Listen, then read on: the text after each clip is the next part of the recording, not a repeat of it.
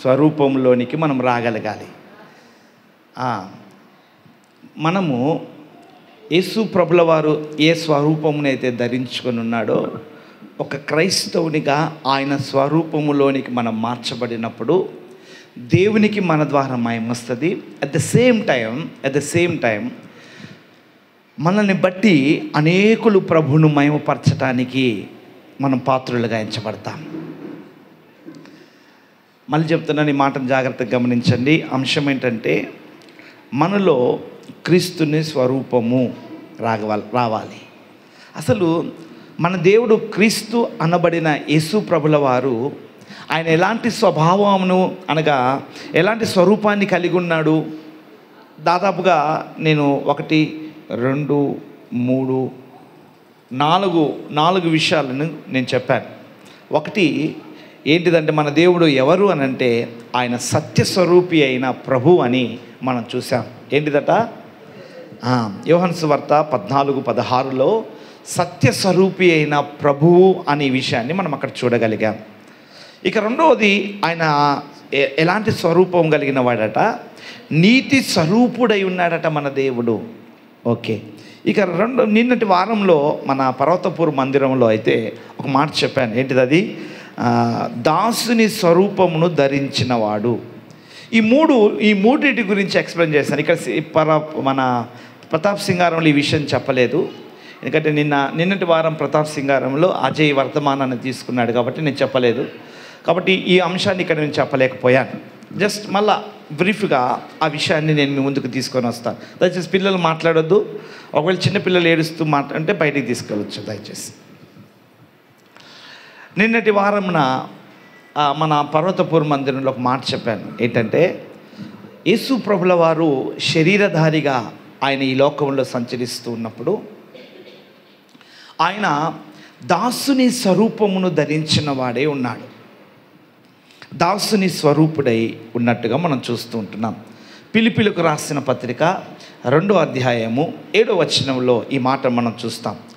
మనుషుల పోలికగా పుట్టి దాసుని స్వరూపమును ధరించుకొని తన్ను తానే రిక్తునిగా చేసుకొనేను అనే లేఖనాన్ని మనం చూస్తున్నాం. పౌలు గారు ఆ ఫిలిప్పులో ఉంటున్న సంఘానికి ఈ లేఖ రాస్తూ ఉంటుంటాడు. ఆయన చెరసాలలో ఉండి ఈ పత్రిక రాస్తాడు. యేసు ప్రభుల వారు శరీరధారి ఉన్నప్పుడు ఆయన దాసునిగా ఉన్నాడు, దాసుని స్వరూపమును ధరించిన వాడే ఉన్నాడు. కాబట్టి మీరు కూడా అతి స్వరూపమును ధరించిన వారే ఉండాలి అనే విషయాన్ని పౌలు గారు తన పత్రికలో రాస్తూ విశ్వాసులకు వ్యక్తపరుస్తున్నాడు. ఒక అన్యజనునికి ఈ పత్రిక రాస్తలేడు, కానీ క్రీస్తునందు ఎవరైతే రక్షించబడ్డారో, క్రీస్తునందు రక్షించబడిన వారికి ఈ లేఖ రాస్తున్నాడు. నిజంగా ఈ గదిలో ఉన్న సుమారు ఇక్కడ లోపల ఉన్న వారైతేమి, బయట కూర్చున్న వాళ్ళైతేమి, మనమందరం కూడా ఎవరమంటే యేసుక్రీస్తు రక్తం చేత కడగబడి రక్షించబడిన వారమే. అవునన్న వాళ్ళు మీ కూడా వేస్తాన్ని పైకి లేపండి. మేము రక్షించబడ్డాం. అమ్మ, బయట ఉన్న వాళ్ళు ఎవరు చేయలేపడ్డది? మీకు నా వాయిస్ వినబడతలేదు అనుకుంటా. చెల్లె, సౌండ్ వినబడుతుందారా? వినిపిస్తలేదంట. వినిపిస్తలేదంట. అజయ్ ఉన్నాడా బయట? అజయ్ ఉంటే ఇంకొక స్పీకర్ ఉంది, బయట పెడతాడేమో అని. అజయ్ ఉంటే చెప్ప అజయ్కి. అజయ్ లేకపోతే లేదు. ఒకవేళ మీకు బయట వినబడతలేదు అని అంటే అజయ్ ఎక్కడున్నా లోపలికి రావాలి. అజయ్ ప్లీజ్ యాంప్లిఫైర్ బయట ఒకటి పెట్టు, అంత పెద్ద అది ఇచ్చి. గుడ్. మీరు జాగ్రత్తగా వినాలి వాక్యము, ఎందుకంటే మనం ఇంత ప్రయాసపడి అంత దూరం నుంచి ఇక్కడికి వచ్చింది ఏదో కూర్చొని ఒకళ్ళొకళ్ళు చూసుకొని ఏదో కాస్త భోజనం చేసి వెళ్ళిపోతే నీకు ఆశీర్వాదకరంగా ఉండదు. ఆశీర్వాదకరంగా నీకేమాత్రం ఉండదు. ఈరోజు నువ్వు ఈ స్థలం నుంచి సంతోషంగా నీ ఇంటికి నువ్వు వెళ్ళాలి అని అంటే, నీ హృదయంలో ఒక ధైర్యం రావాలంటే, ఒక సమాధానాన్ని నువ్వు పొందుకొని ఇక్కడి నుంచి నువ్వు వెళ్ళాలి అని అంటే, నా ప్రియ దేవుని బిడ్డలారా, దేవుని మాట నువ్వు ఎప్పుడైతే నువ్వు జాగ్రత్తగా వింటావో, ఆ మాట ప్రకారంగా నీ జీవితాన్ని నువ్వు కట్టుకోవడం ఎప్పుడైతే నువ్వు ప్రయత్నం చేస్తావో, ఆయన మాట నీకు ధైర్యాన్ని ఇస్తుంది. ఆయన మాట నీకు నెమ్మదిని కలగజేస్తుంది. ఆయన మాట నీకు సంతోషాన్ని నీకు ఇస్తుంది. కాబట్టి జాగ్రత్తగా గమనించండి. అందుకనే మనము ఇంత జాగ్రత్తగా ఆయన మాటలు వినాలి, శ్రద్ధ కలిగి మీరు వినాల్సిందిగా ప్రభు పేరట తెలియజేస్తూ ఉంటున్నా. ఈ సమయంలో ఒక పల్లవి, ఒక చరణము మన మధ్యలో ఉంటున్న ఏం పేరు సునీల్ గారు ఒక పల్లవి, ఒక చరణం పడతారు. ఆలోపు మీరు బయట స్పీకర్ పెట్టేయండి భయ్యా, జల్దీ. అది స్పీకర్ లోపల ఉంది. యేసుని రూపంలోనికి మారాలి. ట్రాక్ అది పెట్టుకోండి. లేదా దీంట్లో ఓకే. జల్లి పెట్టి చిట్టి కేబుల్ లేదా?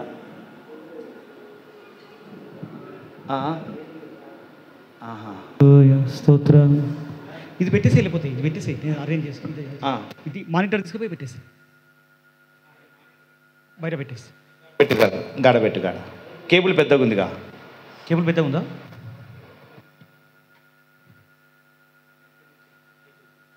వినబడుతుంది కొంచెం.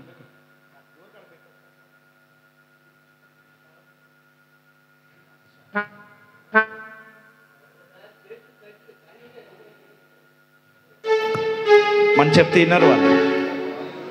అదే లోపల చైర్స్ ఖాళీగా ఉన్నాయి, దయచేసి వచ్చి కూర్చోండి. పురుషుల వైపు స్త్రీల వైపు ఒక 5 చైర్లు ఖాళీగా ఉన్నాయి. ఇక్కడ కూడా 5 చైర్లు ఖాళీగా ఉన్నాయి. లోపలికి వచ్చేసారు అందరూ. ఇదే ప్రభుని నిర్ణయం. అవునయ్యా. ఇదే ప్రభుని పిలుపు. ఇదే ప్రభువుకు మహిమ. ఇదే ప్రభువుకు శాంతి. ఇదే ప్రభుని నిర్ణయం. ఇదే ప్రభుని పిలుపు. ఇదే ప్రభుని నీతి. ఇదే ప్రభువుకు మహిమ. ఇదే ప్రభుని నిర్ణయం. ఇదే ప్రభుని పిలుపు. ఇదే ప్రభుని నీతి. ఇదే ప్రభువుకు మహిమ. సుని రూపం సుని మాదిరి మనకు సుని రూపం ఊరికి మారాలి. సుని మాదిరి మనకు రావాలి. ఇదే ప్రభుని నిర్ణయం. ఇదే ప్రభుని నీతి. ఇదే ప్రభువుకు మహిమ. ఇదే ప్రభువుకు శాంతి. ఇదే ప్రభుని నిర్ణయం. ఇదే ప్రభువుకు మహిమ. ఇదే ప్రభుని నీతి. ఇదే ప్రభువుకు మహిమ. చప్పట్లు కొడుతూ థ్యాంక్ యూ లార్డ్.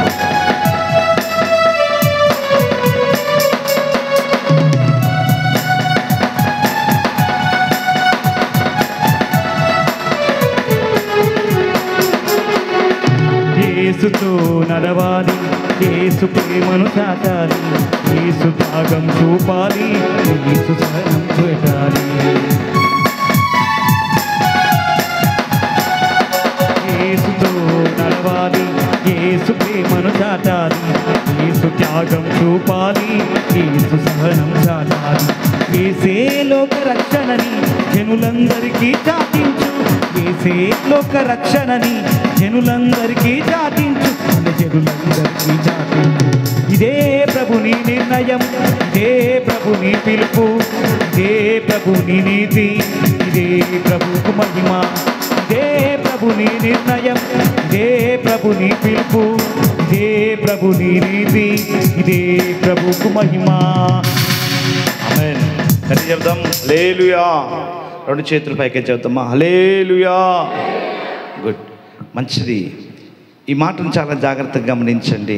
దేవుని యొక్క నీతి, దేవుని యొక్క చిత్తం ఏంటంటే ప్రతి వ్యక్తి దేవుని రూపంలోనికి మనం మారాలి. చెప్పండి, దేవుని యొక్క చిత్తం ఏంటంటే, దేవుని యొక్క నీతి ఏంటంటే, దేవునికి మన ద్వారా ఎప్పుడు మహిమ వస్తుంది అని అంటే, దేవుని యొక్క ఆలోచన, దేవుని ఇష్టం ఏంటంటే ఒక క్రైస్తవుడు, ఒక విశ్వాసి దేవుని రూపములోనికి మారాలి. ఎప్పుడైతే ఆయన రూపంలోనికి నువ్వు మారుతావో, నేనంటాను నీ ద్వారా ఖచ్చితంగా నీ ద్వారా దేవునికి మహిమ వస్తుంది. అట్ ద సేమ్ టైం నీ ద్వారా అనేకులను ప్రభు కొరకు నువ్వు సంపాదించుకోగలుగుతావు. నీ ద్వారా అనేకులు ఈ రోజుల్లో చాలామంది ఏమన్నారంటే యేసును గురించి ప్రకటిస్తే మారుతారు అన్న రోజులు లేవు ప్రియ దేవుని బిడ్డలారా. ప్రకటిస్తే కాదు, ఈరోజు విని విని విని మన చెవులు మూతపడుతున్నాయి, కానీ నోరు బొంగురుపోతుంది కానీ చెప్పి చెప్పి, కానీ ప్రజల్లో ఏ మార్పు రావట్లేదు. ఎప్పుడు ఒక అన్యుడు, క్రీస్తుని ఎరగని వారు, ఒక నామకార్థమైన క్రైస్తవుడు క్రీస్తు వైపు ఆకర్షితుడు అవుతాడంటే, క్రీస్తు వైపు మల్లుకుంటాడంటే దేవుని రూపములోనికి నువ్వు మారినప్పుడు.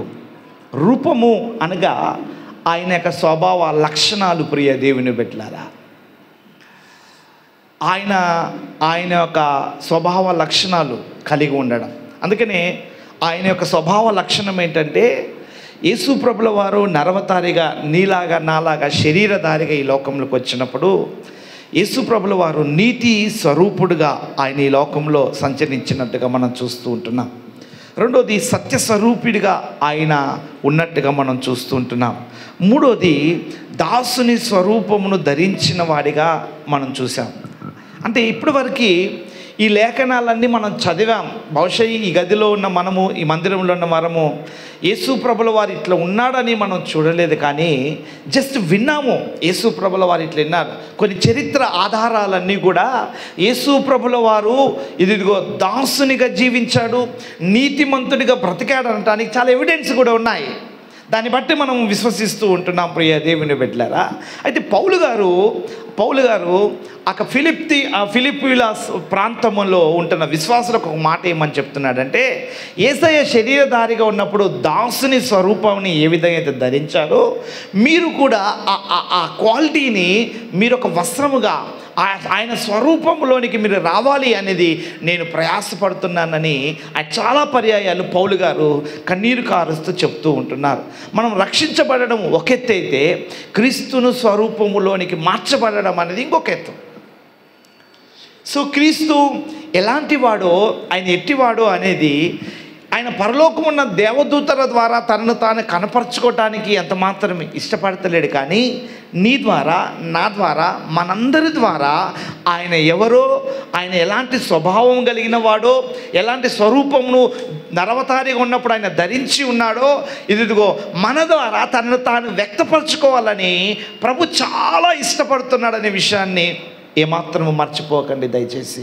అందుకనే దేవుడే మనకు మాదిరి ప్రియ దేవుని బిడ్డ. ఈరోజు మనం ఆయన నమ్ముకున్న మనము ఆయనను మనం మాదిరి తీసుకొని, మన మార్గదర్శి అయితే ఏ మార్గంలో అయితే నడిచాడో, నీవు నేను ఆయన మార్గంలో ఆయన చిత్త ప్రకారం నడిస్తే నేనంటాను మన దైవ దీవెనలు ఎక్కడికి పోవు. ప్రతి ఒక్కరిని కూడా మనం దీవించబడమే కాక క్రీస్తు కొరకు అనేకులను మనం సంపాదించగలుగుతాం. ఇది దేవుని చిత్తం ప్రియ దేవుని బిడ్డలారా. అందుకనే యేసు ప్రభుల వారి యొక్క దాసుని స్వరూపము అంటే ఏంటంటే, రెండు మాటలు చెప్పి ఈ మాటను నేను ముగిస్తాను. ఏంటంటే, తనకు ఈ లోకంలో వచ్చినప్పుడు నేను దేవుని కుమారుణ్ణి, నేనే హెడ్, నేనే పెద్ద అని ఎక్కడ కూడా తనను తాను అతిశయించుకోలేదు, గర్వంగా ఉండలేదు ప్రియ దేవుని బిడ్డలారా. ఎప్పుడు కూడా ఏ ప్రాంతానికి వెళ్ళినా, ఏ ప్రజలందరికి వెళ్ళినా ఆయన అంటాడు, నేను ఎందుకోసం నేను ఇక్కడికి వచ్చానంటే, పరలోకపు బంగారు వీధులన్నిటి కూడా విడిచిపెట్టి ఈ భూలోకంలోనికి రావటానికి ఒక కారణం ఉంది, ఒక పర్పస్ ఉంది. నాకంటూ ఒక నాయకుడు ఉన్నాడు, యజమాని ఉన్నాడు. నా యజమానిని చిత్తం చేయటానికి నేను ఈ లోకానికి వచ్చాను. అందుకని యేసు ప్రభుల వారు ఎక్కడ కూడా తన సొంత నడిపింపుతో ఎక్కడ వెళ్ళినట్టుగా బైబిల్లో ఆధారాలు లేవు. ఏది కూడా తన తండ్రి చిత్తాన్ని చేయుటకే శిరస వహించాడు అన్నట్టుగా మనం చూస్తూ ఉంటున్నాం చాలా ఆధారాలు. ఒకటి. రెండోది, ఎక్కడ కూడా ప్రియ దేవుని బిడ్డలారా, దేవుడు ఎప్పుడు ఏ సమయంలో ఏది చేయమంటే అది చేయటానికి దాసునిగా ఆయన లోబడ్డాన్ని మనం లోబడేదాన్ని మనం చూస్తూ ఉంటున్నాం. ఇక్కడి నుంచి నీకు వ్యతిరేకత వస్తుంది కదా, అనేకులు నిన్ను దూషిస్తున్నారు కదా. అయితే అనేకులు నిన్ను దూషిస్తుంటే ఇక్కడి నుంచి నువ్వు పారిపో, వేరే ప్రాంతానికి వెళ్ళంటే వెళ్ళిపోయాడు. అప్పుడు చాలామంది అన్నారు యేసయ్యని ఏమన్నారంటే, యేసయ్యనే దేవుడైతే, యేసయ్య దగ్గర మంచి పవర్స్ ఉంటే, యేసయ్య దగ్గర ఆశ్చర్య కార్యాలు చేసేవాడు కదా, చనిపోయిన వారిని పైకి లేపాడు కదా, శత్రువుల మధ్యలో నిలబడి తనను తాను రుజువు చేసుకోవచ్చు కదా, ఎందుకు వెనక నుంచి వెళ్ళిపోయాడు యేసయ్య అనంటే, తన యజమానుడు అక్కడి నుంచి పారిపోమ్ము అని చెప్పాడు. అంతే. అంటే ప్రతి చోట కూడా, ఇంకొక దగ్గర ఆయన రాత్రి జామున ప్రార్థన చేస్తున్నప్పుడు, ఉదయమే గలీలాలో ఇదిగో సమరయ అనే ప్రాంతానికి నువ్వు వెళ్ళు, బావి దగ్గర ఒక వేశ్య శరీరాన్ని అమ్ముకొని బ్రతుకుతున్న ఒక ఆమె మిట్ట మధ్యాహ్నం 12 గంటలకు వస్తుంది, అక్కడ వెళ్ళి ఆమెతో నువ్వు మాట్లాడని చెప్పినప్పుడు కొన్ని మైళ్ళ కిలోమీటర్లు ప్రయాణం వెళ్ళి ఆయన ఆ స్త్రీతో మాట్లాడుతుండడం మనం చూస్తుంటాం. అందుకనే ఈ 4 సువార్తలో, మత్తయి సువార్త, మార్కు సువార్త, లూకా సువార్త, యోహాను సువార్తలో చూస్తే తన పరిచర్య విధానం అంతా కూడా తను ఒక దాసునిగా, తనకంటూ ఒక బాస్ ఉన్నాడు, ఆ బాస్ చెప్పినట్టుగానే ఆయన శిరస వహించినట్టుగా మనం చూస్తూ ఉంటున్నాం. ఎస్, ఈరోజు నా ప్రియ దేవుని బిడ్డలారా, అదే మాదిరి యేసు ప్రభుల వారు ఈ లోకములో ఆయన శరీరధారిగా ఉన్నప్పుడు దాసునిగా ఆయన బ్రతికాడు కదా. ఈరోజు నీవు నేను రక్షించబడిన మనం అందరం కూడా ఏమైంది? Praise the Lord. Praise the Lord. రక్షించబడిన మనమందరము కూడా అన్నా, ఎందుకు ఇందాక మంచిగా వస్తుంది కదా? Praise the Lord. Right, okay, thank you.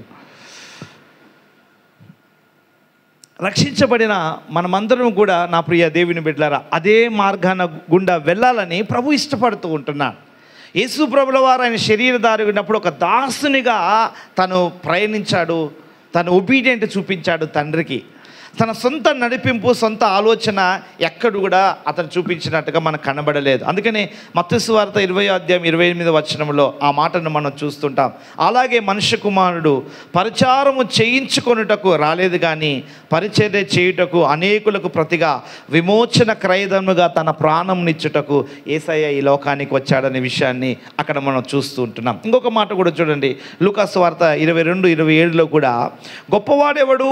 భోజన పంక్తిని కూర్చున్నవాడా, పరిచర్య చేయువాడా? పంక్తిని కూర్చున్నవాడే కాదా? అయినను నేను మీ మధ్యలో పరిచర్య చేయు వాని వలె ఉన్నాను అనే విషయాన్ని అక్కడ మనం చూస్తుంటున్నాం. యోహాను సువార్త 13:4-5 మనం చూస్తే ఇంకొక మాట ఇక్కడ మనం చూస్తాము.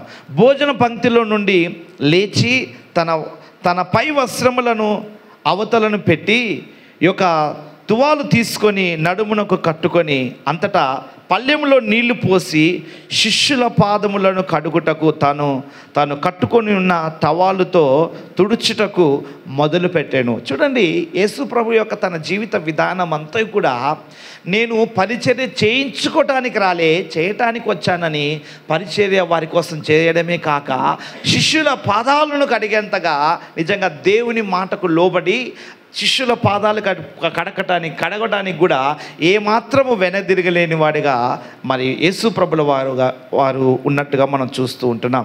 ఎస్, ఈరోజు నా ప్రియ దేవుని బిడ్డలు, ఇవన్నీ మీ దృష్టికి నేను ఎందుకు తీసుకొని వస్తున్నానంటే, తను ఎక్కడ కూడా తన తండ్రి ఏది చెప్తే దానికి లోబడిన వాడిగా ఉన్నాడు. ఎస్, ఈరోజు నా జీవితాలలో యేసు ప్రభువే నీకు నాయకుడైతే, నీ జీవితంలో యేసు ప్రభువే నీకు అధిపతి అయితే, యేసు ప్రభువే నీకు తండ్రి అయితే, నువ్వు ఆయనకు కుమారుడిగా వ్యవహరించినట్టుగా, దాసునిగా నువ్వు వ్యవహరించినట్టుగా నీ యాటిట్యూడ్ ఉండాలి. ఈరోజు మనం అలాంటి యాటిట్యూడ్ మనం ధరించుకొని ఉన్నామా?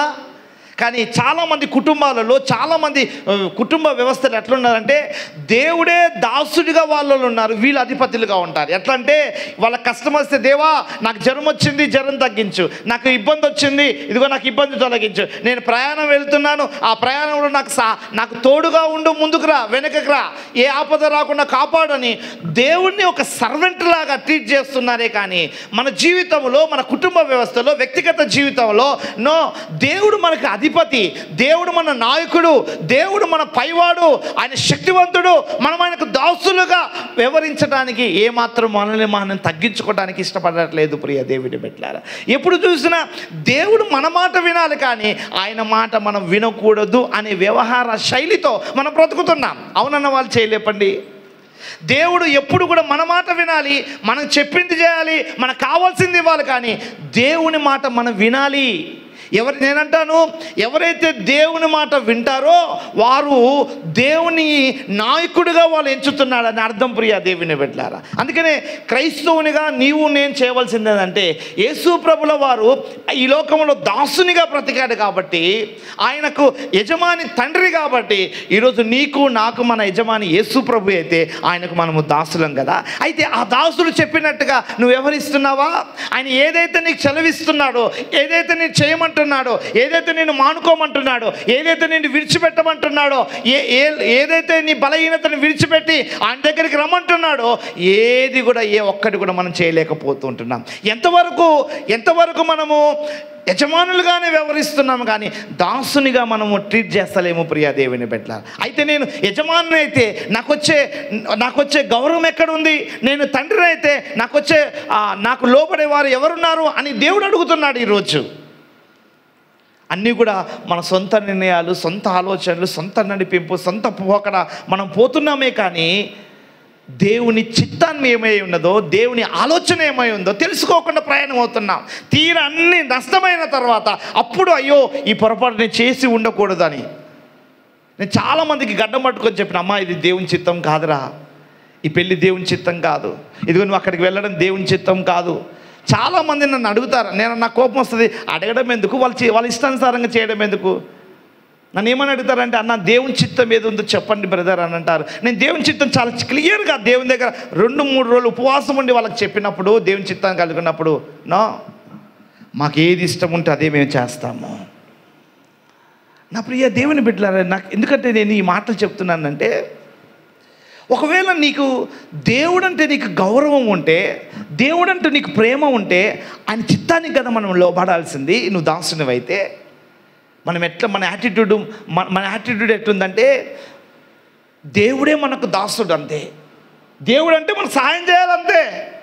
మనం మాత్రం ఆయన మాటకు వినాం. అంటే మనము నాయకులుగా ఉంటున్నాం, కానీ దేవుడు దాసుడుగా ఉండాలని ఇష్టపడుతున్నాం. జాగ్రత్త సుమ, అట్లుంటే ఒక్కరిని కూడా ప్రభు కొరకు మనం సంపాదించలేము.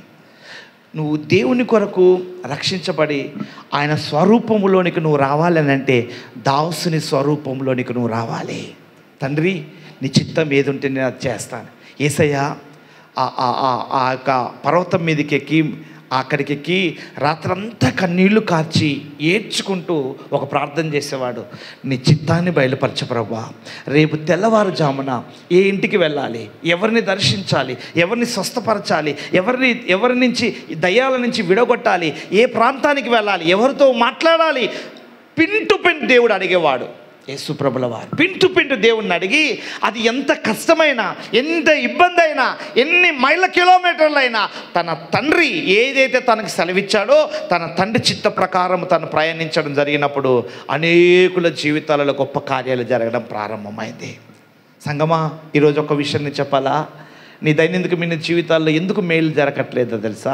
ఎందుకు నీ స్థితి ఎక్కడున్న గొంగలి అక్కడే ఉందనంటే, ఎప్పుడు చూసినా మనము యజమానులుగా కనపడుతున్నాము, కానీ దేవుణ్ణి దాసునిగా వ్యవహరిస్తుంటున్నాము. కాబట్టి నిజమైన క్రైస్తవుడు, ఒక వ్యక్తి క్రీస్తుని రూపంలో మారాలంటే దాసుని స్వరూపాన్ని ధరించుకుంటే యాజ్ ఇట్ ఈజ్గా దేవుని స్వరూపంలో. కానీ పాస్టర్ని మాత్రం అంటారు, అవునయ్యా నువ్వు పాస్టర్ అంటే మేము పిలిచినప్పుడు రావాలి, రాకపోతే ఏమంటారన్న మనల్ని, మిమ్మల్ని ఏర్పరచుకునేది ఎందుకు? మా పాస్టర్ పిలిస్తే రాడు. సేవ పరిచర్యలో ఒక ఆయన ఉన్నాడు, ఇక మన క్లారా వాళ్ళ తాత, ఇప్పుడు లేడు, చనిపోయింది అనుకో. నేను అప్పుడే సేవ ప్రారంభమైంది, కొత్తగా ప్రారంభమైంది. ఒక 6 నెలలు అయింది అనుకుంటా, అంతే. 6 నెలలు 8 నెలలు అయింది అంతే. అప్పుడు వాళ్ళ మనవరాలికి బాగా లేకుండా ఉండే, అదేం పేరు మహేష్ ఉన్నాడు కదా వాళ్ళ పాపకి. అప్పుడు మన గుడిసె దగ్గర తీసుకొని వచ్చిన తర్వాత నాకు ఫోన్ చేసిండు, పాపకు బాగాలేదు రండి అన్నాను అని నాకు ఫోన్ చేసిండు. పాస్టర్ ఎక్కడున్నావు? డాడీ ఇక్కడ ఉన్నా నేను అన్న. సరే కొంచెం జల్దిరా అన్నాడు. సరే వస్తా, నేను కొద్దిగా దూరంలో ఉన్నా, నేను వస్తలే అన్నా. అయితే తీరా కొద్దిగా లేట్, దాదాపుగా ఆయన చెప్పిన ఒక 2 గంటలు 3 గంటల తర్వాత నేను వెళ్ళిన తర్వాత ఒక మాట అన్నాడు, నాకు బాగా గుర్తు. ఇప్పుడు 11 ఏళ్ళు అయిపోయింది ఈ మాట. నేను అప్పటి నుంచి నాకు ఒక మాట ఏంటంటే, నేను వెళ్ళిన వెంటనే ఒక మాట అన్నాడు, ఏం పాస్టర్ పిలిస్తే రాలేదు నువ్వు అని కొంచెం కోపడ్డాడు ఆయన. ఇది పెద్ద అయినది సరే కొంచెం ఆలస్యమైంది కోపడుతున్నాడులే, నేను పిలిచినప్పుడు రావాలి, నువ్వు మొన్ననే కదా దశం భాగం ఇచ్చిన, ఎంత ఇచ్చిన 300 ఇచ్చిండు ఆయన. దశం భాగం ఇచ్చిన నీకు, నేను రమ్మన్నప్పుడు రాకపోతే నీ ఇష్టం ఉన్న వస్తావా అన్నాడు. ఇక నాకు కోపం వస్తుంది అప్పుడప్పుడే కదా, ప్రభువా నాకు ఓపిక ప్రభు అని ప్రభుని అడుగుతున్నా. కానీ ఇంకా 2-3 ఆటలు అట్లా ఇట్లా అన్నాడు. ఇక జోబులు ఉన్నాయి పైసలు తీసి ముఖానికి సిరేద్దాం అనుకున్నా, ఆయన ఇచ్చిన 300 ఎంత అని కథ ఎంత అని అనుకో. కానీ అట్లా కాదు, ఒకవేళ నేను అట్లా సేవకునిగా వ్యవహరిస్తే మరి ఆయన నేను కోల్పోతానేమో, ఆ వ్యక్తిని నేను కోల్పోతానేమో అని మౌనంగా ఉన్న ఆయన ఏమన్నా కానీ సరేలే అని, నేను ఎప్పుడు రావంటే అప్పుడు రావాలి, మరి పాస్టర్ అంటే ఏంది నీకు తెలుసా అసలు అని నాకే తీర్చి చెప్తున్నాడు. అమ్మా అంటే ఆయన దృష్టిలో పాస్టర్ అంటే ఏదో పన్నోడు, నేను పిలిచినప్పుడు రావాలి, పొమ్మన్నప్పుడు పోవాలి. ఈ రోజుకి చాలామంది క్రైస్తవులు అట్లనే వ్యవహరిస్తారు. ఓకే మేము దాసులం, మేము దేవుని పనివాళ్ళం కాబట్టి ఓకే, దేవుని మాట చొప్పున మా ఇచ్చలను, మా కోరికలను, మా కోపాన్ని మా ఆలోచనలన్నీ కూడా అదుముకొని కొన్ని విషయాలు అట్లా ఉండాల్సిందే పాస్టర్గా. కానీ మళ్ళీ నీ సంగతి ఏంటి? మనము యేసు ప్రభుల వారు ఆయన దాసునిగా ఉన్నాడు కదా, ఈ లోకంలో నీవు నేను కూడా దాసుని స్వభావాన్ని ధరించుకునే వారమే ఉండాలి కదా. మరి దేవుని మాట నువ్వెందుకు వింటలేవు? దేవుని ఆలోచన నువ్వెందుకు చేస్తలేవు? దేవుని చిత్తం నువ్వెందుకు లోబడతలేవు? దాసునికు సేవకునికి ఒక న్యాయము అన్న, సేవకునికి ఒక న్యాయము, విశ్వాసకు ఒక న్యాయము ఇక్కడ ఏమన్నా బైబిల్లో రాయబడిందా? ఎక్కడ లేదే, ఎక్కడ లేదు బైబిల్లో అట్లా. ఆ రోజు నాకు చాలా బాగా గుర్తు, ఇంటికి వచ్చి బాగా కన్నీళ్ళు కార్చిన, ప్రభు ఈ సేవ చేయండి, నాకు అవసరం లేదు, ఇంతగా మనసు చంపుకొని నేను మాత్రం చేయను. ఏంది వీళ్ళు పని మనిషి కంటే హీనంగా చూస్తున్నారు. అదే మనలాంటి వాడే కదా ఆయన. ఒక దగ్గరికి పరిచర్యకి వెళ్ళినా, అక్కడ బీదర్ ప్రాంతానికి వెళ్తే, బీదర్ ప్రాంతానికి వెళ్ళినప్పుడు ఆ ప్రాంతంలో మొత్తం ఇసుక ప్రాంతం, కొద్దిగా ఏరియా ఓపెన్ ఏరియా, అక్కడ బాగా భయంకరమైన ఎండ ఉంది. అప్పుడు నేను అడిగాను పాస్టర్, నన్ను పిలిచిన వాక్యాన్ని చెప్పడానికి పిలిచిన పాస్టర్ని పాస్టర్ మనము మందిరానికి వెళ్ళే ముందు ఇక్కడ ఒక ఫ్యామిలీ ఉంది, వాళ్ళు చాలాసార్లు పిలుస్తున్నారు, మనం వెళ్ళి ప్రార్థన చేసి వద్దామంటే సరే వెళ్దాం పా అని వెళ్ళాం. వెళ్ళిన తర్వాత మేము వెళ్ళామండి, నేను ఆ పాస్టర్ ఎట్లా వెళ్ళామో తెలుసా, ఆ ఊరికి వెళ్ళటానికి కూడా పాపం నేను వెళ్ళిన ఆ పాస్టర్ దగ్గర బండిలో పెట్రోల్ కూడా లేదు. ఎన్ని కిలోమీటర్లు వెళ్ళాలి అక్కడ ఆ కుటుంబానికి వెళ్ళాలంటే, ఒక 3 కిలోమీటర్స్ వెళ్ళాలి పాస్టర్ అంటే, చలో నడుచుకుంటే వెళ్దాంలే అన్న. అప్పటికి 50 సార్లు ఫోన్ చేసిండు ఆయన, ఈయనకి ఏంది ఈ పాస్టర్ని పిలుచుకొని వస్తావు, ఇంకా తీసుకురాలి అని బాగా కోపడుతున్నాను ఆయన. అరే వస్తున్నప్పుడు మధ్యలో పెట్రోల్ అయిపోయింది, పెట్రోల్ బంక్ లేదు కదా, నువ్వు రావచ్చు కదా పెట్రోల్ తీసుకొని అంటే, నువ్వు రా చెల్లి ఎట్లయినా నడుచుకుంటూ రాని అన్నాడు. మేము వెళ్ళే లోపల గంట అయింది ఆ 3 కిలోమీటర్లు దర్శి. సరే వెళ్ళాం. మేము వెళ్ళిన తర్వాత ఆ కార్యక్రమం స్టార్ట్ అయిందండి. ఏదో అసలు ఆయన పిలిచింది దేనికోసం అంటే మాకు బాగలేదని చెప్పాడు, కానీ అక్కడ పోయింది బర్త్డే. ఏంటిది? వాళ్ళ మనవడి బర్త్డే. మేము పోయినాం కదా, సరే పోగానే మళ్ళీ పిలిచి కూర్చోబెట్టి మళ్ళీ నీళ్ళు ఇచ్చి అంత దూరం వచ్చారు కదా, ఏదో మాట్లాడి పలకరించేయచ్చు కదా. మేము ఆడ కూర్చున్నామండి, వాళ్ళ కార్యక్రమాలు చేస్తూనే ఉన్నారు. అది ఎట్లుందో తెలుసా, ఈ రేకులని ఇంత హైట్ ఉంది, ఈ తల మీదనే రేకులు ఉన్నట్టుంది, భయంకరమైన ఎండాకాలము, నాకు విపరీతంగా చెమటలు వస్తున్నాయి, ఒకవైపు కళ్ళు తిరుగుతున్నాయి. పాస్టర్ని అడిగిన ఏంది ఇట్లా ఉన్నారంటే, అన్న ఈ ఏరియాలో విశ్వాసులు ఇంతే ఉంటారన్న, కొద్దిగా ఓపిక పట్టు అంటున్నాడు ఆయన. 2 గంటలు చిన్న, ఈ రూమ్ ఎంత ఉందండి, ఆ రూమ్లోనే మేము కూర్చున్నాం. ఆ రూమ్లో 10 మంది ఉన్నాం అంతే. ఆ రూమ్లో ఇరుక్కొని ఎంత వేడి ఉంటుంది ఇంకా చూడండి. 3 గంటలు ఒకవైపు కోపం వస్తుంది, ఇక ఏమనలేము. ఈ పాస్టర్ ముఖం చూస్తున్నా, ఏంది పాస్టర్ అంటే అంతే. మళ్ళీ ఇన్నిసార్లు ఫోన్ చేసిండు కదా అని అంటే, వాళ్ళు అంతే పాస్టర్ వాళ్ళు. తీరా అంతా అయిపోయిన తర్వాత మైక్ పట్టుకొని మమ్మల్ని పిలిచిన ఆయన, అంటే ఆ సేవకుని పిలిచిన ఆయన్ని పాపం ఏమన్నాడంటే, మేము సమయానికి రావాలి, మీరు సమయానికి రమ్మన్నప్పుడు మీరు సమయానికి రాలే, 1.5 గంట అయిపోయింది, అంత అయిపోయినా కొంచెం అంటే మేము వచ్చి 2 గంటలు లేదు పాస్టర్ అనే పాపం ఆయన అంటున్నాడు. ఆయన లేదు అని ఆయన మీద కోపడుతున్నాడు అందరు 10 మంది ముందు. ఏమల్లే పాపం ఈ పాస్టర్ కూడా గమ్మున ఉన్నాడు. అప్పుడు చెప్పాను లాస్ట్కి అయిపోయిన తర్వాత నాకు వాక్యం సమయంకి ఇచ్చాను. 2 గంటల తర్వాత వాక్యం సమయంకి ఇచ్చినప్పుడు ఒక మాట చెప్పాను.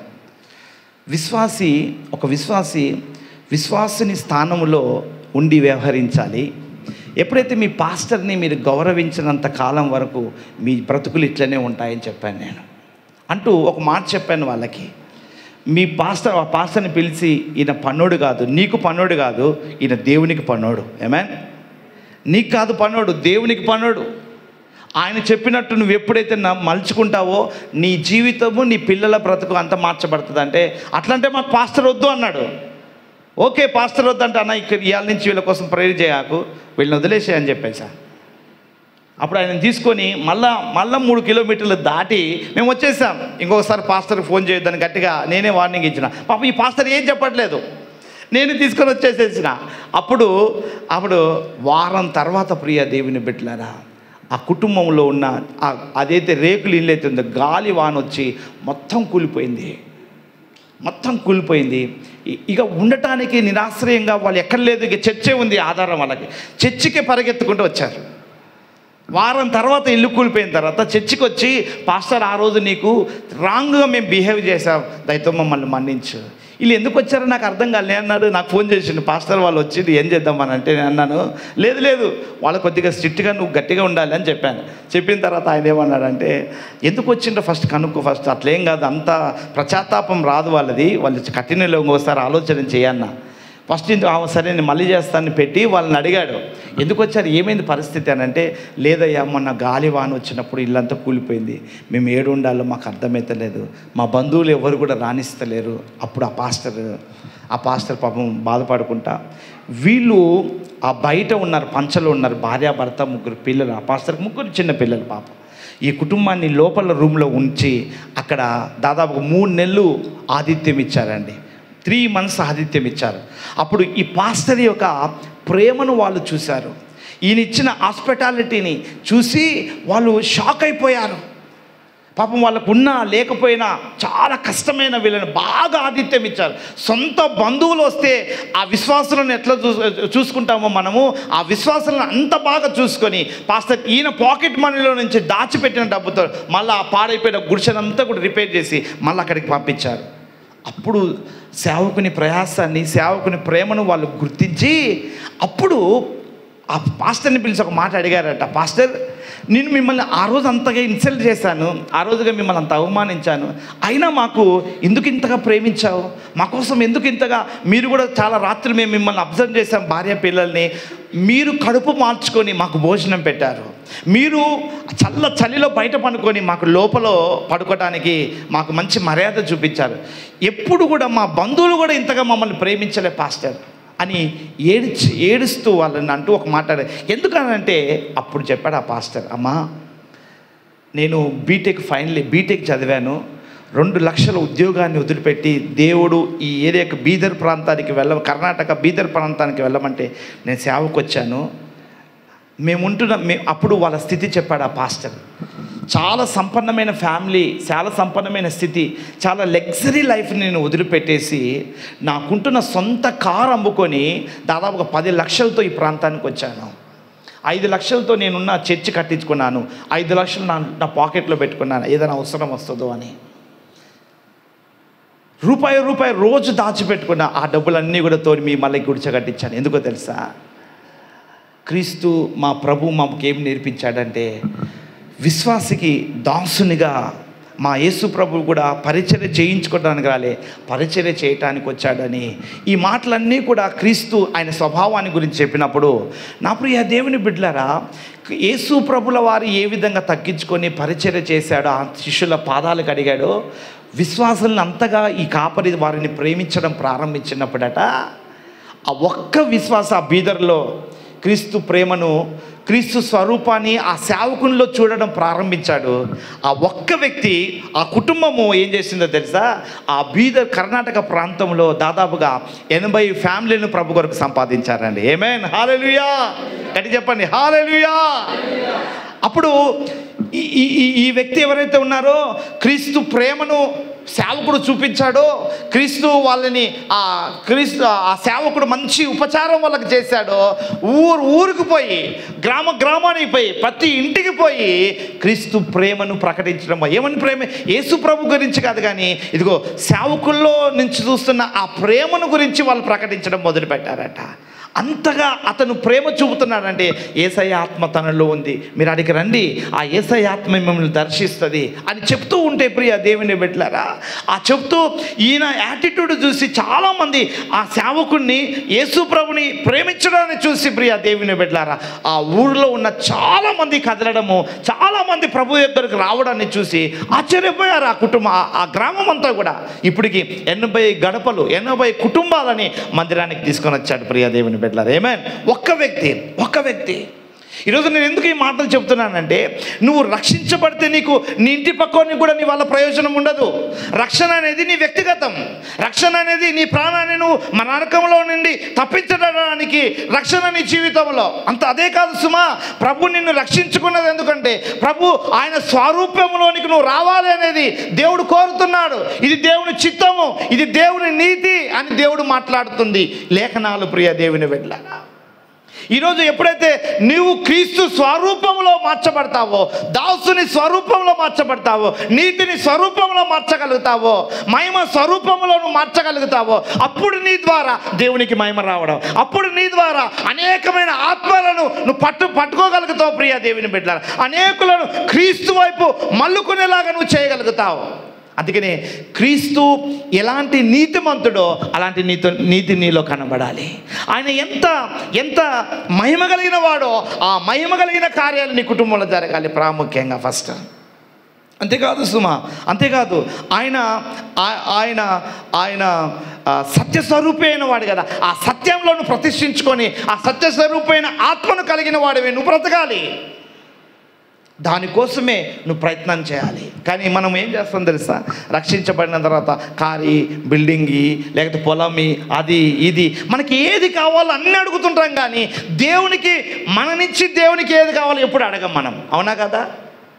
మన అవసరతలు ఏవైతే ఉన్నాయో, మన అక్కరతలు ఏవైతే ఉన్నాయో అన్నీ ప్రభు దగ్గర పెడతాం. కానీ అయ్యా నన్ను రక్షించుకొని నన్ను నీ సంఘంలో నిలబెట్టావే, పాపములో ఉన్న నన్ను, శాపములో ఉన్న నన్ను, వ్యతిరేకతలో ఉన్న నన్ను, భయంకరంగా తిరుగుతున్న నన్ను మార్చి నీ సన్నిధిని నిలబెట్టావే, ఎందుకోసము, నన్ను ఏం చేయమంటావు అని ఎప్పుడైనా దేవుణ్ణి అడిగామా మనము?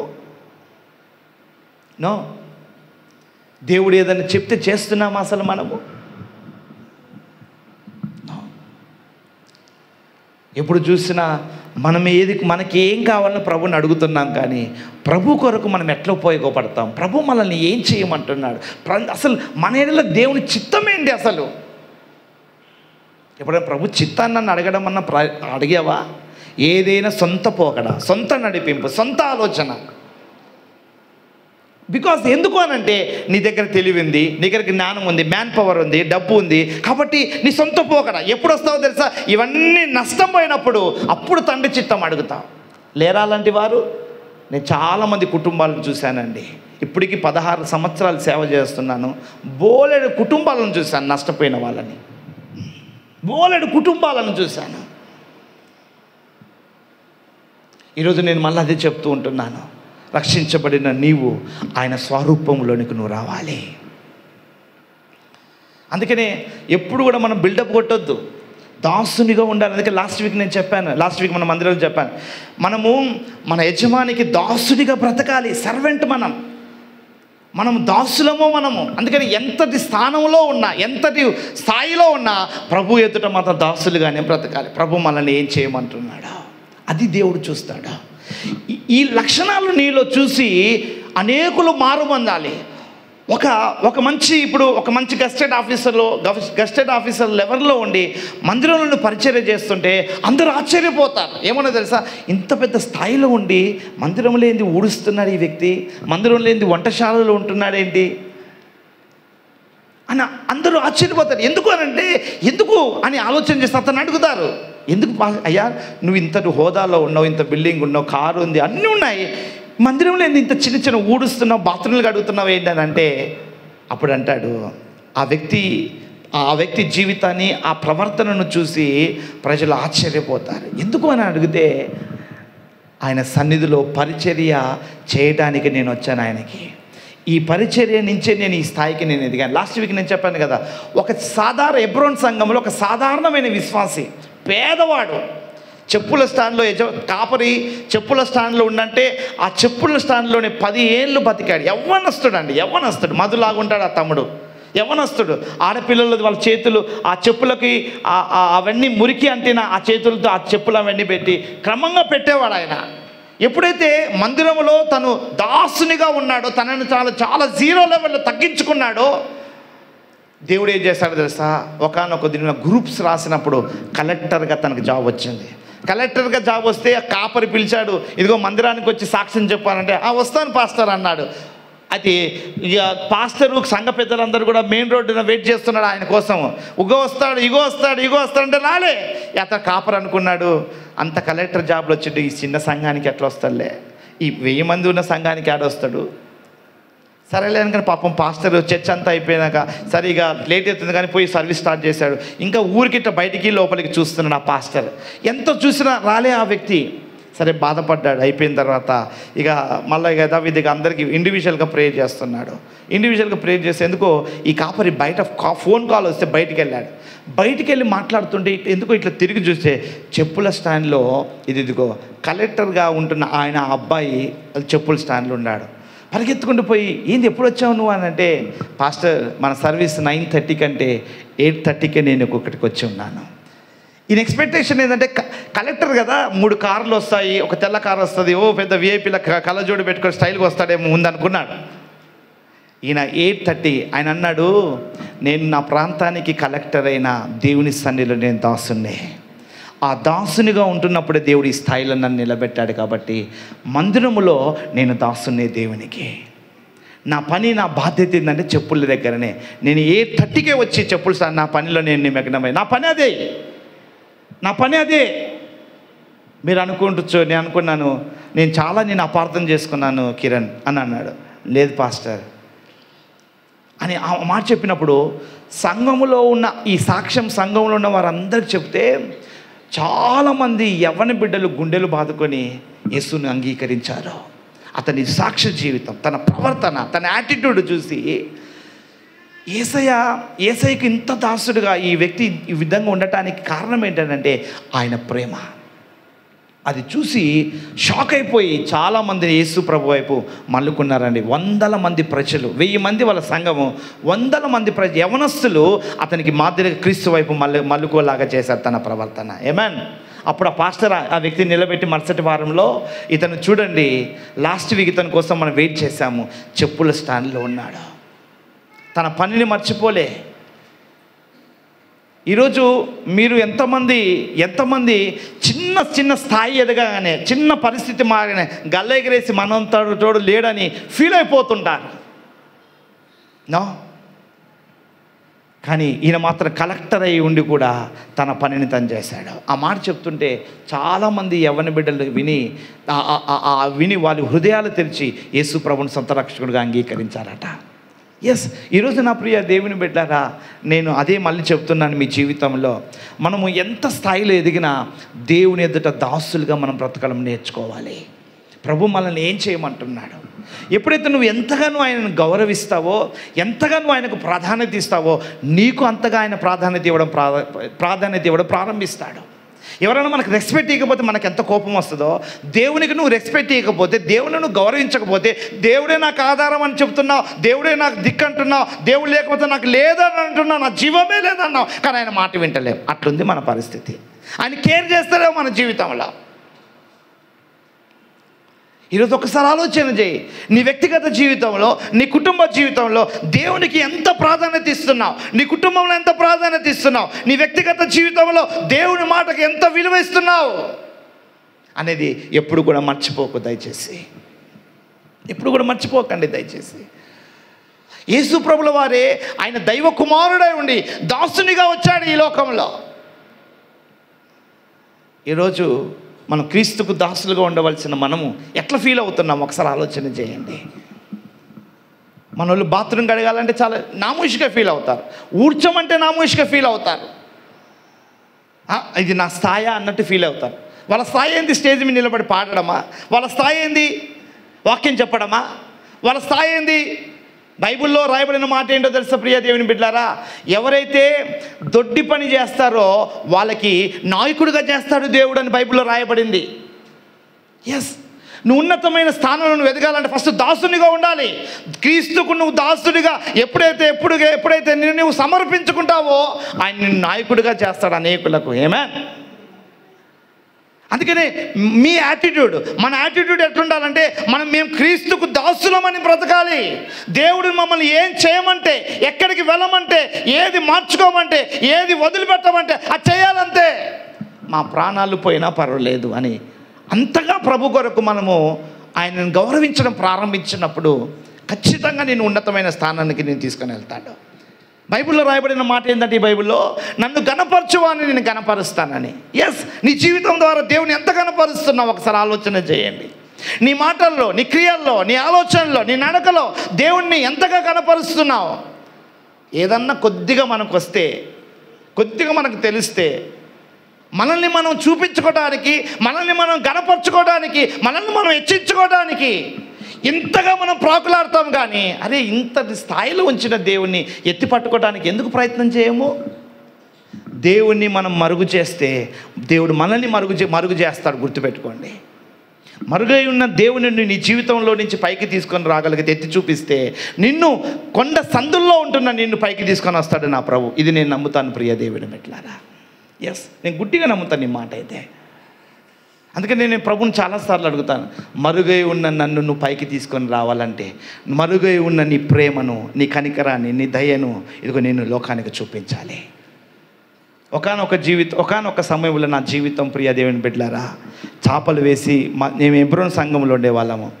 ఆ ఎబ్రోన్లో చేపలు వేసి ఆ యొక్క మందిరం అంతా కూడా నేను ఏం చేసేవాడిని, మోకాళ్ళ మీద తుడిచేవాడిని, గోనపట్టతో తుడిచేవాడిని. చిన్న ఈ స్టాండర్డ్ నుంచి చర్చిలో పనిచేసేవాడిని. మా అమ్మని అడగండి కావాలంటే. అదే పని మా పాస్టర్ ఒక కానుక డబ్బు ఉండేది, ఆరోన్ అని ఆయన పాస్టర్, ఆయన సైకిల్ ఇచ్చేవాడు. ఆ సైకిల్కి అలాంటి కానుక డబ్బా కట్టుకొని చేపలు కట్టుకొని నేనే వెళ్ళాలి. ఉదయమే వెళ్ళి ఎన్ని కట్టుకొని నమ్మకంగా చేశానండి. ఎవరో నన్ను ప్రశంసిస్తారు, ఎవరికో లెక్కప్ప చెప్పాలి, నాకు అవసరం లేదు. పాస్టర్ నాకు ఈ బాధ్యత అప్పచెప్పాడు, బస్ అంతే నేను చేశాను. ఆ స్టార్టింగ్ లెవెల్ నుంచి అదే. ఎప్పుడు చూసినా నేను వెనకలనే ఉండేవాడిని, ముందు వచ్చేవాడిని కాదు. బ్యాక్గ్రౌండ్ వెనకాల పని చేసేవాడిని, బయటికి ముందు కనబడేవాడిని కాదు. కానీ దేవుని మహాకృపను బట్టి ఈరోజు మీ అందరి ముందు దేవుని ఇదిగో ఈ బలిపీఠం మీద ప్రభుని నన్ను నిలబెట్టాడు. ఆమేన్. ఈరోజు చాలా 3 సంఘాలకు ఆత్మీయ తండ్రిగా దేవుడు నిలబెట్టాడని నేను ఎప్పుడు, అందుకనే నిన్న వారం చెప్పాను, ఈ బలిపీఠం మీద ఉన్నంత వరకే ఒక నాయకుడిగా వ్యవహరిస్తాను, మీకు ఒక బోధకుడిగా నిలబడతాను. కానీ బలిపీఠం దిగిన వెంటనే ఒక సేవకుడినే మీకు. అందుకని ఎవరికి కష్టం వచ్చినా, మా కుటుంబంలో కష్టం వచ్చినట్టుగా ఫీల్ అయ్యి మీ మధ్యలో మేము ఉంటాం. ఒక ఫ్యామిలీగా, ఒక ఫ్రెండ్గా మీతో అందరు నాతో అంటారు, నాతోటి పాస్టర్ అందరు అంత చనువు ఉండొద్దండి విశ్వాసులతో. అంటే నేను అంటాను, అంత చనువు ఉంటేనే కదా వాళ్ళతో వాళ్ళ ప్రేమ, వారి కష్టం, వాళ్ళ బాధ పంచుకునేది. ఒక ఫ్రెండ్లీగా ట్రీట్ అవుతాను. అవునా కాదా మీరే చెప్పండి, మీరే నాకు సాక్ష్యం. అవునా కదా చెప్పరు, కుడియేస్తాను లేపు, అవునన్న వాళ్ళు చేయలేపండి. ఎస్, అంటే చాలా, అదే నేను పాస్టర్ని కదా, నేను ఇట్లా ఉండాలని ఎప్పుడు అట్లా ఫీల్ కాను. నేను బలిపీఠం మీద ఎక్కినప్పుడే అంతవరకే పాస్టర్గా ఫీల్ అవుతాను. కానీ బయట కిందికి రాగానే మామూలుగా అందరితో పాటు మీలో నేను ఒక్కడిగా బ్రతుకుతాను. అది నాయకుని లక్షణం, గుర్తుపెట్టుకోండి. కాబట్టి నేను మళ్ళీ నేను అదే మాట చెప్తున్నాను ప్రియ దేవుని బిడ్డలారా. మన దైనికమైన జీవితాల్లో ఎప్పుడైతే దేవుణ్ణి నాయకుడిగా మీ కుటుంబంలో ఎంచండి, మీరు గొప్ప వాళ్ళగా ఎంచబడతారు. దేవుణ్ణి చాలామంది దేవుని దాసునిగా పెట్టాడు నీ జీవితంలో. ఆయన పనివాణిగా ట్రీట్ చేస్తున్నారు. కాబట్టి ఈరోజు వరకు మన పనివాళ్ళుగానే ఉన్నాం, ఈరోజు వరకు చాలా సర్వెంట్గానే ఉన్నాం, ఈరోజు వరకు బానిస బ్రతుకులే ఉన్నాం. మన స్థితి ఏం మారట్లేదు. ఉన్నతమైన స్థాయిలో ఎదగాలంటే దేవుని దగ్గర తగ్గించుకొని దాసునిగా మనం బ్రతకాలి. అప్పుడే దేవుడు మనల్ని బ్లెస్ చేస్తాడు. ఎందుకు నేను ఉదయకాలం నుంచి ఇక్కడికి వస్తున్నప్పుడు ఒకటి ప్రిపేర్ వచ్చాను. అసలు క్రీస్తు ప్రేమ స్వరూపమైన ఆ ప్రేమను గురించి మాట్లాడాలనే వచ్చాను. కానీ ఇక్కడ కూర్చొని ఆలోచిస్తున్నప్పుడు బలిపీఠం ఎక్కేంత వరకు దేవుడు ఇది ప్రేరేపించాడు, ఈ మాటను మళ్ళీ చెప్పమని. ఒకసారి ఆలోచన చేయండి నా ప్రియ దేవుని బిడ్డలారా. దేవుడు నాయకుడైతే నీ జీవితంలో, ఆయన నీకు తండ్రి అయితే, తండ్రి కుమారునికి ఎంత గౌరవిస్తాడో నీ దేవునికి నువ్వు అంత గౌరవియాలి. పిల్లలకి, తండ్రికి పిల్లల మాట వినకపోతే ఎంత కోపం వస్తుందో, ఈరోజు దేవునికి నువ్వు మాట లెక్క చేయకుండా నువ్వు తిరిగితే దేవునికి ఎంత కోపం వస్తుండొచ్చు నీ జీవితంలో, నీ ద్వారా ప్రభుకి. దేవుడు అధిపతి, నాయకుడు అంటున్నావే, ఆ నాయకుడి మాట ఒక్క మాట మనం వింటున్నామా? అసలు ఒక్క మాట అయినా మనం వినగలుగుతున్నామా? ఇష్టం ఉన్న టైంకి వస్తాం, ఇష్టం ఉన్న టైంకి వెళ్తాం. ఏదైనా మార్చుకుంటే మార్చుకోం. అంతెందుకని బయట ఉన్న వాళ్ళు లోపలికి రండి అన్న కానీ వినరు. మన కంఫర్ట్ మనకే, కానీ దేవుని మాట వినటానికి అస్సలు పెడతాం మనం. మీ యాటిట్యూడ్ మారినంత వరకు మన బ్రతుకులు ఇట్లనే ఉంటాయి. గుర్తుపెట్టుకోండి, నేను మళ్ళీ చెప్తూ ఉంటున్నా. ప్రభువు ఎదుట మనం దాసులుగా బ్రతకాలి. ఏదో నేను మీ పాస్టర్, ఇదిగో నేను మీ మీద పెత్తనం చేయడానికి ప్రభు మమ్మల్ని ఇక్కడ నిలబెట్టలే. సో దేవుని మాటలు, దేవుని క్రమాన్ని బోధించడానికి ప్రభు ఇక్కడ పెట్టాడు మమ్మల్ని. అందుకనే మీ జీవితంలో ఒక నాయకుడు అనేవాడు ఉన్నాడు, దేవుడు అనేవాడు ఉన్నాడు, ఒక తండ్రి అనేవాడు ఉన్నాడు, ఒక కాపరి అనేవాడు ఉన్నాడు. ఆయనకు మనం లోబడాలి, ఆయనను గౌరవించాలి, ఆయనకు విధేయత చూపించాలి. ఇది కదా దాసుని లక్షణాలు. ఇవి మనలోనికి రానంత కాలం వరకు మనం దాసులుగానే బ్రతుకుతామే. అధికారులుగా, మనము నాయకులుగా, ఉన్నతమైన స్థానంలో మనం రాలేము. ఇది గుర్తుపెట్టుకోండి. మళ్ళీ చెప్తూ ఉంటున్నాను. దయచేసి అందరూ కూడా తలలు ఉంచుదాం, కళ్ళు మూసుకుందాం, ప్రార్థన చేద్దాం. అందరు తలలు ఉంచి కళ్ళు మూసుకుందాం, ప్రార్థన చేద్దాం. దయచేసి అందరూ కూడా మోకరించండి, కళ్ళు మూసుకుందాం. దేవుడు చాలా పర్యాయాలు, చాలా పర్యాయాలు దేవుడు బోలెడని విషయాలు దేవునితో మాట్లాడుతున్నప్పుడు ఒక్క మాటకైనా ప్రభుకు లోబడుతున్నావా నువ్వు? ఎప్పుడు చూసినా నీ ఇష్టము, నీ ఆలోచన, నీ చిత్తము, నువ్వు అనుకున్నట్టు జరగాలనుకుంటున్నావే, కానీ దేవుని ఆలోచన నీ జీవితంలో జరగాలి అన్నట్టుగా ఒక్కసారి అన్న కానీ నిన్ను ఒప్పుకున్నావా? నాకు నాయకుడు ఆయన ఉన్నాడు, నా తండ్రి ఆయన ఉన్నాడు, ఆయనకు నేను లోబడతాను. ఎస్, ఈరోజు నిన్ను ఆ విధంగా సమర్పించుకో నా ప్రియ దేవుని బిడ్డలారా. దేవునికి ఇచ్చే స్థానాన్ని ప్రభుకి ఇవ్వండి. దేవుని నీ జీవితంలో పైవానిగా ఉండనివ్వండి. దయచేసి దేవుడు అంటే దేవుడే, పైవానిగా ఉండనివ్వండి నీ జీవితంలో. యేసే కుటుంబానికి అధిపతి అని నీ కుటుంబం మీద ఒక వాక్యాన్ని పెట్టుకుంటున్నావు, కానీ ఆ కుటుంబంలో అధిపతి నువ్వే వివరిస్తుంటున్నావు. యేసయ్య ఆలోచనకు కానీ, యేసయ్య మాటకు కానీ, యేసయ్య ఉద్దేశానికి కానీ ఆ కుటుంబంలో తావులేదు. దయచేసి ఇది ఆలోచన చేయండి సంగమా, ఇది ఆలోచన చేయండి దయచేసి. నెలలు గడిచిపోతున్నాయి, సంవత్సరాలు గడిచిపోతున్నాయి. దేవునికి ఇచ్చే గౌరవాన్ని నువ్వు ఇవ్వలేకపోతూ ఉంటున్నావు.